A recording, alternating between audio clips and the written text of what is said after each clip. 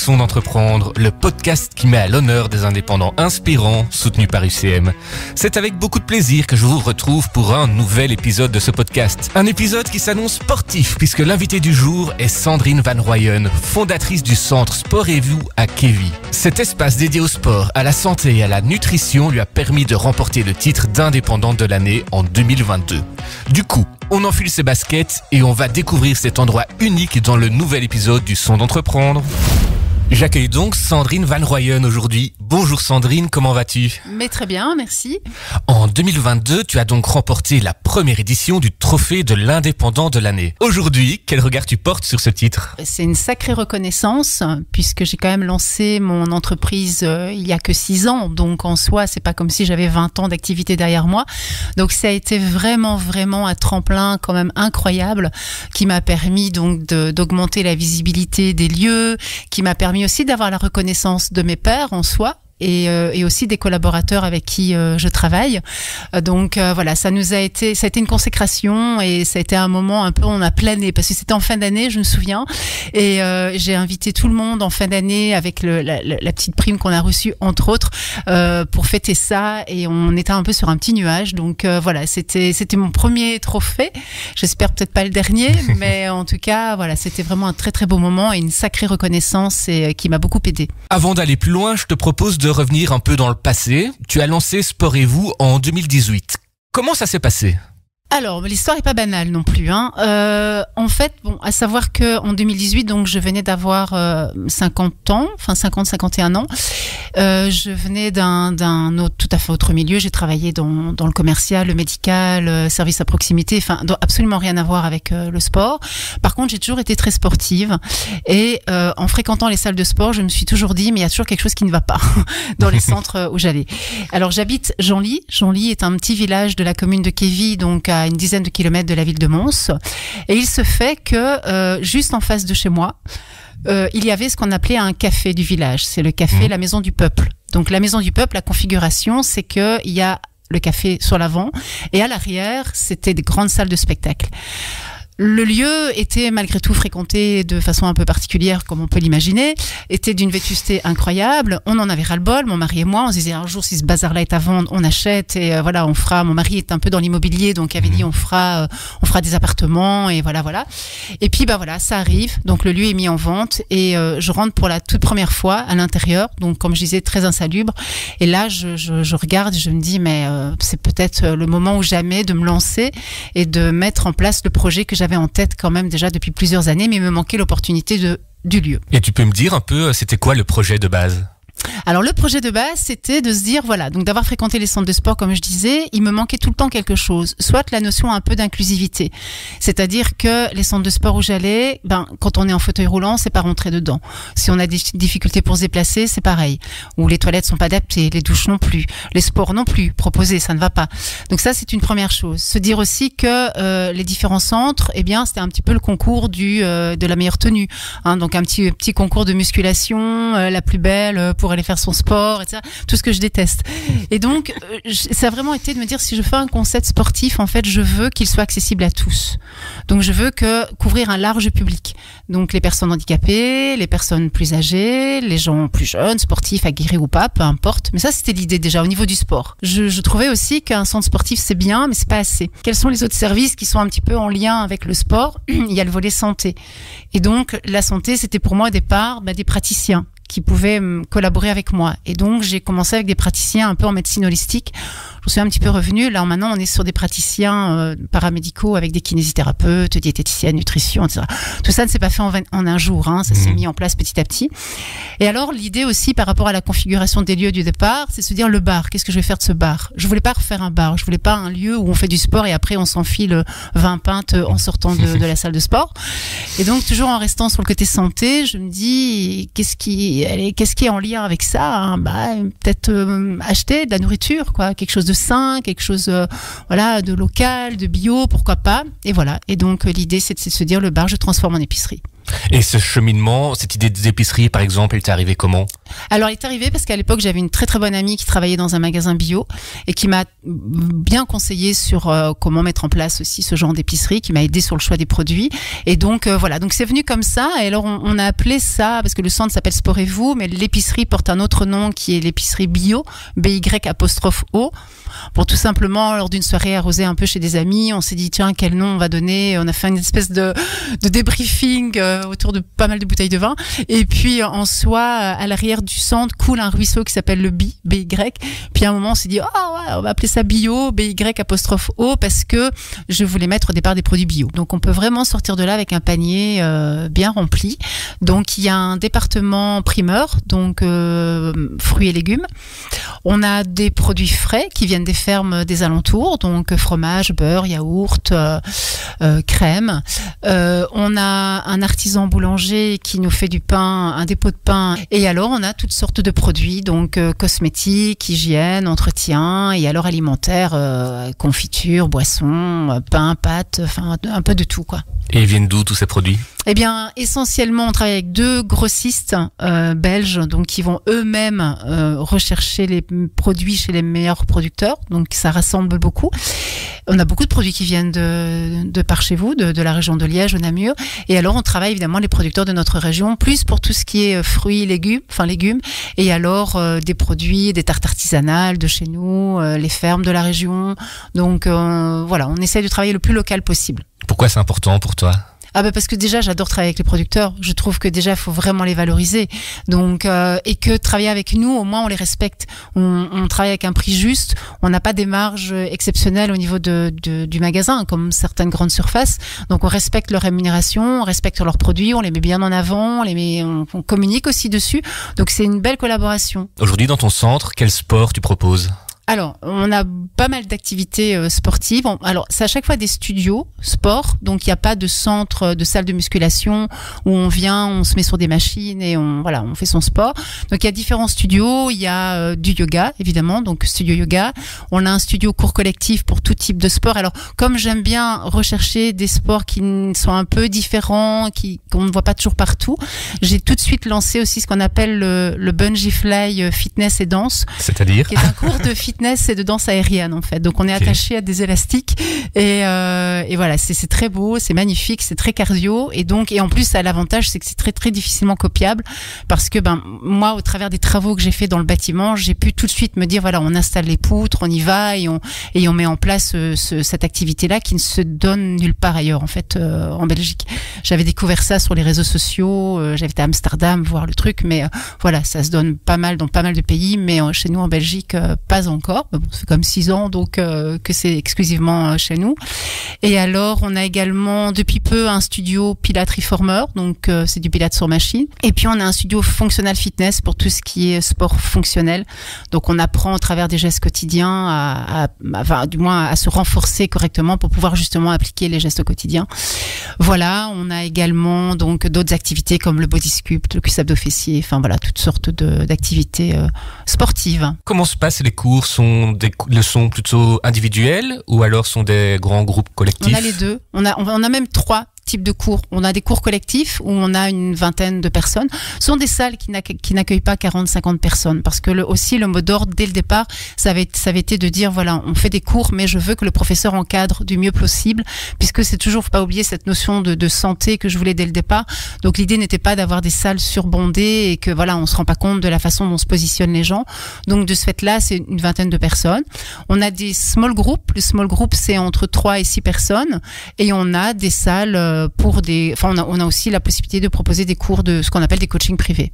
Tu parlais d'accessibilité. Est-ce que tu pourrais me donner un peu un exemple de ce qu'une personne en chaise roulante pourrait venir faire chez toi? Alors, déjà, elle peut faire beaucoup de choses. Elle peut déjà manger. Elle peut faire ses courses. Elle a les vestiaires qui sont tout à fait adaptés. Et alors, au niveau sport, on a ce qu'on appelle la section fitness adaptée. Et donc, dans nos studios, eh bien, on utilise ce qu'on appelle j'ai une plaque multifonctionnelle qui est vraiment spécifique pour les personnes handicapées et en fauteuil. Ils montent sur cette plaque-là et ça s'appelle la FitPlaque. Et donc, ça leur permet de faire une multitude d'exercices, des systèmes de poulies, d'élastiques. Enfin, voilà, c'est très, très bien conçu.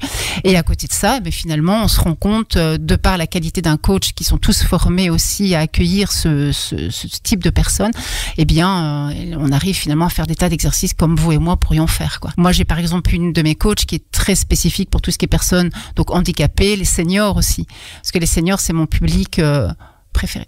Ah ouais, pourquoi? Ben parce que déjà je le suis presque bientôt, j'ai quand même 57 ans, donc en soi je suis pas non plus comme si j'avais 20 ans. Et aussi voilà, la volonté c'était de dire du sport on peut en faire jusqu'au bout du bout. Le tout c'est de le faire bien, en étant bien accompagné. Et donc moi j'adore accueillir la clientèle sportive qui vient tous les matins, c'est beaucoup le matin, faire leur sport. Puis après voilà, ils vont dans la cuisine, prennent une petite tasse de café, ils repartent avec leur panier de fruits et légumes. Enfin c'est génial, quoi. Et ils viennent faire quoi? Tes seniors, ils ont un sport de prédilection? De tout. On a un cours qui s'appelle Force et Vitalité. Donc, comme son nom l'indique, parce que quand on vieillit, il faut continuer à entretenir sa masse musculaire que l'on perd au fur et à mesure. Donc, de ce fait-là, c'est un cours qui est fait pour ça. On a un cours de cardio-danse où elle danse sur des musiques, elle s'évade pendant une petite heure. On a un cours de pilates, de gymnastique douce et pilates pour plus le renforcement en douceur. Donc, c'est très varié. Tu parles beaucoup d'inclusivité depuis le début. Pourquoi est-ce que c'est quelque chose d'important pour toi? L'inclusivité, comme je disais, j'ai toujours constaté qu'il y avait quelque chose qui n'allait pas. J'ai fréquenté un centre de sport, il fallait monter des tas de marches pour y arriver. Alors, je suis pas touchée personnellement par un problème d'handicap, ni au niveau de ma famille, ni de mes amis, du tout. Mais voilà, ça a été juste une idée de me dire, il faut absolument, pourquoi écarter à chaque fois ce public-là? C'est déjà assez compliqué dans la vie de tous les jours quand on est handicapé, parce que, on le sait tous, on n'est pas très évolué à ce niveau-là, très avancé, même si ça bouge maintenant. Donc, je me dis, faisons un centre qui va permettre de les accueillir, en fait. Et donc, mais c'est pas juste accueillir parce que c'est à plat, c'est juste accueillir parce qu'il y a des vestiaires, il y a des douches, il y a des toilettes, parce que dans certaines chaînes low cost où on peut rentrer comme ça, les douches et les toilettes, c'est pas du tout adapté, quoi. Donc voilà, donc c'était de me dire, je veux absolument que mon centre, on puisse accueillir les personnes à mobilité réduite, que ce soit l'accessibilité, mais aussi le côté sportif. Parce que c'est un public qui est compliqué à faire bouger. Parce que c'est compliqué quand on est handicapé de monter dans sa voiture, de descendre de sa voiture, d'arriver dans un centre de sport, de passer devant tout le monde avec son fauteuil roulant. C'est pas facile, de se montrer en soi. C'est un public qui ne se montre pas, qui se cache beaucoup. Donc, du coup, moi, je me dis non, il faut pas se cacher, en fait. Il faut venir parce qu'on vous accueille, parce qu'on propose de l'activité, parce que les gens sont formés pour vous accueillir, parce qu'après, dans la cuisine, vous allez vous retrouver à plusieurs, parce que le lien social, c'est important aussi. Il y a un isolement de la personne handicapée qui est très, très important. Et donc, le fait de pouvoir, moi, quand je les vois après un cours de fitness adapté, c'est le vendredi notamment, dans la cuisine, en train de prendre une tasse de café ensemble, je me dis, allez, c'est bien, quoi, c'est gagné. Est-ce que tu pourrais un peu m'expliquer le déroulé d'un cours de ton choix pour les seniors? Alors les seniors, d'abord il y a un accueil qui évidemment est fait, donc c'est pas genre on badge une carte et on rentre dans la salle, donc il y a un accueil qui est fait avec soit moi, souvent le matin c'est moi, donc ça déjà c'est chouette, et puis ou alors des étudiants en soirée, et puis au-delà de l'accueil, le professeur donc va d'abord commencer par une première, donc déjà il y a beaucoup, avec le senior à la différence des autres, on parle beaucoup.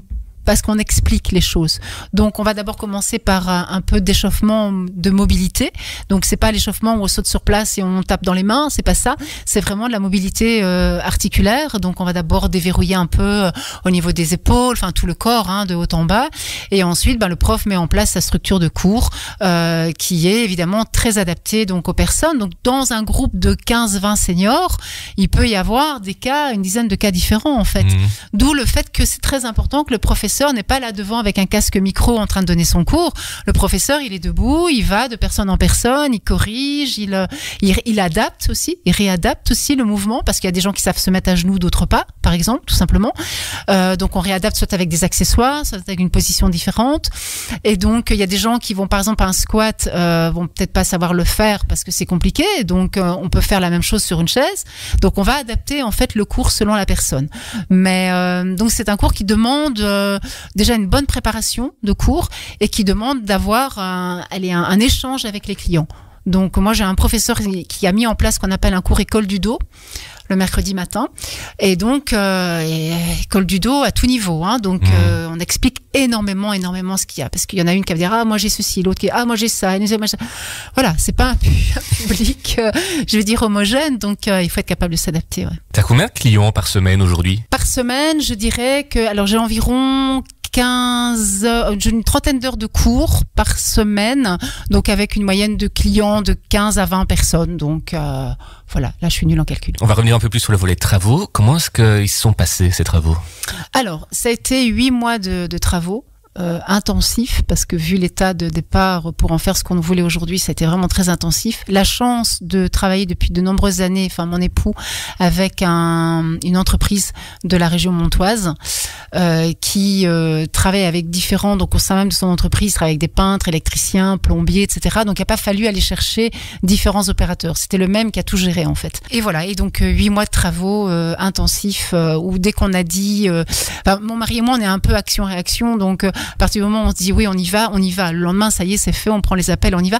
Et moi, pendant toute cette période-là, j'ai mis en place mon projet, en fait. Donc, j'ai un peu travaillé à l'arrière, j'ai un peu mis la charrue avant les bœufs. Les bœufs.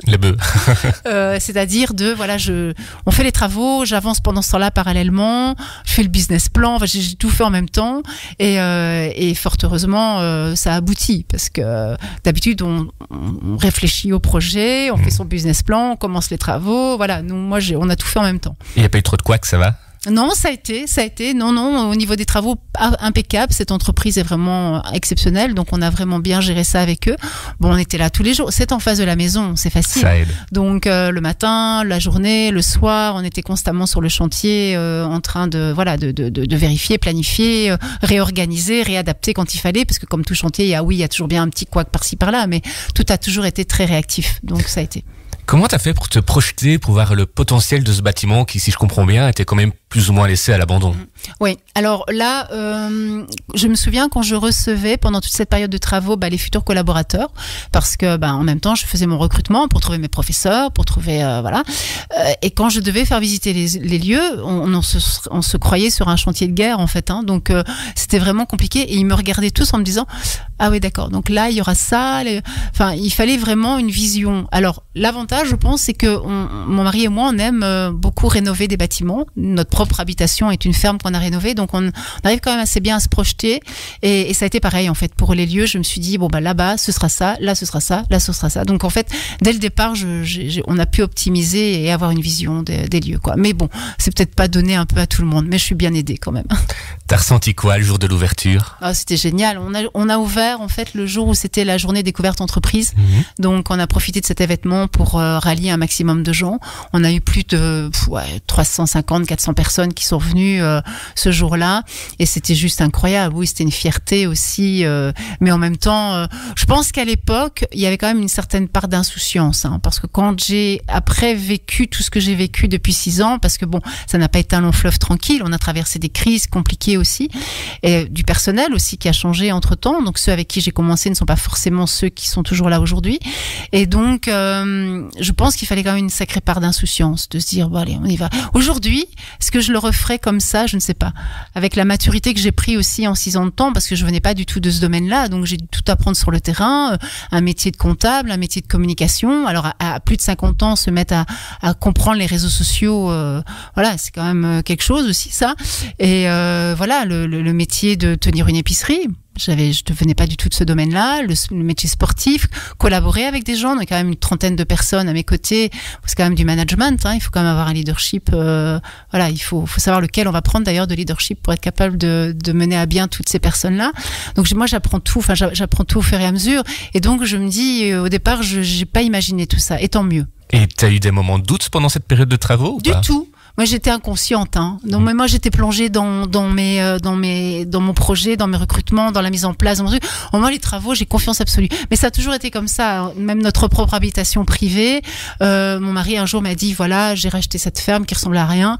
Et voilà, j'ai dit, ok, ça va. Voilà. On venait de rénover une autre petite maison. Donc, moi, j'ai un peu ce côté, je fais confiance. Je lui fais vraiment confiance. Tu aurais une anecdote à raconter sur un de tes clients? Alors oui, une anecdote assez particulière, c'est que dans un des studios que l'on a fait justement pendant la période du Covid, on avait mis ce nouveau studio en place. La particularité de ce lieu, c'est qu'on y accède par l'extérieur, mais aussi par ce qu'on aurait pu appeler un ascenseur. Donc on a fait installer à l'époque un ascenseur qui permettait aux gens donc de ce studio d'accéder à l'étage et notamment les vestiaires. La seule chose, c'est que au lieu d'un ascenseur, j'ai eu une espèce de monte-charge humain, donc qui a été installé. Mais ça, on s'en est rendu compte bien après. Et donc, il faut garder son doigt sur le bouton pour que le bazar il monte et il descend. Enfin, c'est déjà assez comique. anatomique comme ça. Il faut surtout pas aussi toucher les extrémités parce que sinon ça s'arrête net. Enfin bon bref, donc c'est très particulier. Et puis un jour, il y a des jeunes filles qui après leur séance de sport montent. Donc là jusque là tout va bien. Elles se changent parce qu'elles devaient partir à une soirée, donc petit talon, petite jupette, etc. Il faisait bon. Enfin et puis au moment de reprendre l'ascenseur, il n'y a plus rien qui fonctionne quoi. Et donc coincé, plus rien qui fonctionne. Et ce studio en dehors de l'ascenseur ne donne pas du tout accès au reste du bâtiment. Donc il y a que l'ascenseur qui permettait de redescendre ou de remonter. Et donc la seule solution c'était d'utiliser l'échelle de secours. Et donc il met l'échelle de secours sur la façade extérieure. Donc il y a les nénettes là qui ont commencé à enjamber avec leurs talons, leurs petites jupettes, les fesses à l'air la barrière de secours et de descendre et d'escalader comme ça cet escalier, enfin cette échelle sur le mur pour arriver en bas quoi. Donc ce fut assez folklorique. J'ai demandé à mon coach de ne pas regarder la scène et donc voilà, donc ce fut quand même assez pittoresque. Mais bon, heureusement des clientes adorables qui n'ont rien dit. Mais bon, voilà, c'est le genre de choses dont on se passerait quand même bien. Comment tu expliques ton titre d'indépendante de l'année ? J'ai participé à ce concours de façon tout à fait inattendue parce qu'au début je l'ai pas du tout vu. Okay. Et donc c'est mon époux qui lit 6 journaux par jour et qui l'a vu dans la presse parce que je l'avais même pas vu passer sur les réseaux sociaux, comme quoi on ne voit pas tout sur les réseaux sociaux. Et il me dit mais écoute, participe. Je dis non, enfin il y a d'autres indépendants que moi, enfin voilà, toujours avec beaucoup d'humilité. Je me dis non, je ne pense pas que. Puis finalement je me dis on n'a rien à perdre et donc voilà. Et donc j'ai participé. Et puis, voilà, le fait est que j'ai été d'abord sélectionnée et puis que ça a été jusqu'au bout du titre qui était obtenu. Donc oui, après indépendant de l'année, moi je suis quelqu'un de très humble, donc je me dis il y a quand même des gens qui font mieux quand même, qui ont peut-être des histoires encore un peu plus incroyables que la mienne. Mais bon voilà, depuis lors j'ai appris quand même un peu à savourer ça et voilà, je me dis à un moment si j'y suis arrivée, c'est que quelque part c'est bien quand même ce que je fais. Il t'a apporté quoi ce titre ? Beaucoup de déjà moi j'ai un petit peu parfois toujours un peu le syndrome de l'imposteur, donc ça c'est toujours très typiquement féminin. Donc du coup je me suis dit non voilà, c'est bien, tu as ce titre, donc c'est que ce que tu as fait là a une certaine valeur et il faut en être fier. Donc la fierté évidemment de l'avoir remporté. Et puis comme je disais tantôt aussi par rapport à mes collaborateurs, parce que c'est pas mon titre, c'est notre titre, donc j'ai savouré la victoire avec eux. Le lendemain on a débouché le champagne, on a servi de champagne aux gens qui franchissaient la porte. Enfin on était fiers en fait de partager ça avec les clients parce que c'est pas mon titre, c'est le titre de toute une équipe et puis de toute une clientèle qui grâce à eux me permettent d'être là quoi. C'était juste après le Covid. Comment est-ce que tu as vécu cette période particulière quand même? Alors quoi qu'on peut en penser, le Covid en fait a été finalement pour moi une période bénéfique. Ah ouais? Parce que certes le sport était à l'arrêt, clairement du jour au lendemain, c'était un vendredi 13. Sur un 13 mars. Donc on a fait une dernière soirée sportive avec tous les clients parce qu'on savait que le lendemain c'était fini, on n'ouvrait plus. Ce qui était un peu aberrant parce qu'à l'époque il fallait justement rester chez soi, etc. Puis on a fait soirée. Bref. Et alors par contre l'épicerie est restée ouverte. Mm-hmm. Et donc du coup je me suis aussi félicitée dans la mise en place du projet de ne pas avoir opté pour un bar. Ouais. Et donc l'épicerie est restée ouverte et là ça a été une année de malade. Ça a été des mois incroyables parce que on a eu un nombre de visiteurs. On a triplé en fait le chiffre d'affaires du magasin en quelques mois, si pas plus. Parce que les gens à l'époque fuyaient en fait les grandes surfaces, c'était recommandé, enfin c'était pas forcément recommandé, mais enfin il y avait un monde de dingue, les gens, c'était dévalisé aussi, je me souviens des épisodes de papier toilette à l'époque, enfin on trouvait plus rien quoi, et donc c'était compliqué, donc les gens avaient peur de se retrouver dans la foule, et donc du coup se sont dit tiens il y a un petit magasin là, on va aller voir un peu, et donc nous on a commencé à mettre aussi des périmètres de sécurité, il a fallu installer des distances, il a fallu installer des brises en verre, c'est pas du verre en plexiglas, derrière les comptoirs etc. Donc on s'est aussi adapté par rapport à tout ça. Et puis on a vu arriver beaucoup de visiteurs qui ne nous connaissaient pas, hormis les clients qui étaient déjà fidèles. Et finalement, ces visiteurs qui ne nous connaissaient pas, certains sont restés, ont pu découvrir les autres activités une fois que tout a repris. Donc quelque part, c'est ça que je dis que ça a été bénéfique parce que ça nous a amené des clients supplémentaires, quoi. À côté des séances sportives, il y a aussi un espace santé dans le centre. On y retrouve quoi? Alors j'ai des kinésithérapeutes, donc j'ai 5 kinés. qui sont pas arrivés en même temps, hein, tout le monde comme ça. Donc c'est au fur et à mesure aussi. Je pense aussi le fait que en 6 ans de temps, on commence à avoir une identité qui est un peu plus précise. Donc on inspire davantage confiance aussi. Donc là j'ai un 6e qui arrive en janvier, qui quitte un grand centre de Mons pour se joindre à nous. Donc bon, c'est bien, ça prend de la valeur davantage. J'ai une diététicienne qui est spécialisée en nutrition sportive. Et alors, on a également des personnes qui font... Alors, j'ai une acupunctrice aussi, donc qui est sage-femme de métier et qui fait de l'acupuncture chez moi. Et des dames qui font des massages sportifs, massages bien-être, des soins, massages bébé. Donc tu me parles de diététicienne, ça veut dire qu'il y a des gens qui viennent, c'est surtout pour perdre du poids et ces personnes ont un accompagnement 360, on va dire. Exactement, donc pas forcément que pour perdre du poids, hein. Il y a des personnes qui viennent aussi pour en prendre. Ok. Et donc oui, l'avantage de cela, c'est qu'on peut coupler donc forcément la consultation diététique à de l'activité sportive et à une orientation aussi d'achat au niveau des produits alimentaires. Comment est-ce que tu as inclus la partie soins dans ton projet d'origine ? Il était de base ou c'est quelque chose que tu as ajouté après ? Oui, dès le départ, il était déjà inclus, mais pas de la même façon. C'est-à-dire, comme je disais, c'était plus des praticiens holistiques. Ce qu'on appelle comme holistique, c'est de la médecine un peu parallèle. Donc, on avait du Reiki, on avait ce genre de pratique, mais ça n'a pas pris. Ça n'a pas spécialement pris. Et je me suis rendu compte que les clients, en fait, ils venaient faire un sport, mais ils avaient besoin d'avoir des conseils diététiques. Donc, du coup, voilà, on a recherché une diététicienne. Ensuite, pour le côté kiné, finalement, ça c'est par contre les kinés qui sont venus à nous spontanément. Et ça tombait bien parce que j'étais en pleine réflexion de me dire, bon, qu'est-ce que je vais pouvoir trouver comme autre praticien? Parce que ce que j'ai mis en place là, c'est pas tout à fait l'idéal, quoi. Donc, voilà. Donc, c'est aussi de bouche à oreille, finalement, que ça se met en place. Encore aujourd'hui, j'ai des personnes qui me contactent en me demandant si ça m'intéresse d'avoir telle ou telle activité, quoi. Et aujourd'hui, quels soins qui sont les plus demandés ? Les kinés. Kinésithérapie, diététique, beaucoup. Et alors l'acupuncture, parce que l'acupuncture, quoi qu'on en pense, c'est tout à fait complémentaire à de la médecine classique. Et donc, parfois, les kinés renvoient sur notre acupunctrice. C'est quoi le futur de ton centre ? Alors, le futur. À titre personnel... J'espère, donc le centre, je souhaite qu'il continue à se développer comme ça et les idées viendront sans doute au fur et à mesure, hein. Bon, là, j'ai mis en place une nouvelle activité avec le Reformer. Je pense que chaque année, il faut se réadapter, il faut réfléchir à qu'est-ce qui va permettre d'attirer une clientèle encore différente ou supplémentaire. Donc, c'est à chaque fois une remise en question. Là, j'ai pas encore l'idée de me dire qu'est-ce que je vais faire l'année prochaine. J'en sais rien. Je me suis dit peut-être que ma cuisine, je pourrais l'exploiter davantage. Donc, j'ai contacté une école hôtelière de Saint-Guilain, qui est une très très grande école par chez nous, et je me dis j'aimerais bien trouver quelqu'un, un petit jeune comme ça qui sort de l'école et qui pourrait proposer des petits brunchs le matin par exemple. Voilà. Alors, la seule chose, il faut que je réglemente ma cuisine par rapport à l'AFSCA. Enfin, il y a pas mal de démarches à faire par rapport à ça. Mais sur le fond, ça pourrait être sympa. Se dire le matin, on propose des petits brunchs entre 7h et 10h, 10h30. Et puis un peu comme un lieu de coworking aussi, où on peut venir déjeuner, se poser avec son ordinateur, travailler, faire sa petite séance de sport. Pourquoi pas? Donc ça, c'est une idée qui germe dans ma tête. Mais bon, faut que je trouve la bonne personne, parce que j'ai pas du tout envie de faire ça tous les matins et de se brouiller tous les matins à 7h du matin. Mais voilà, je peux dépanner, mais pas faire ça tous les jours. Donc j'aimerais, voilà, c'est une idée un peu que j'ai en tête. Et puis après, bon ben voilà, comme je disais, à 57 ans, je me dis, j'espère que le centre va encore durer le plus longtemps possible. J'aimerais bien trouver quelqu'un qui reprenne un moment les rênes. Donc ou du moins, je me dis, moi je vais pas aller en rajeunissant forcément, mais parce qu'il faut rester dans le coup, enfin dans ce secteur-là. Donc voilà.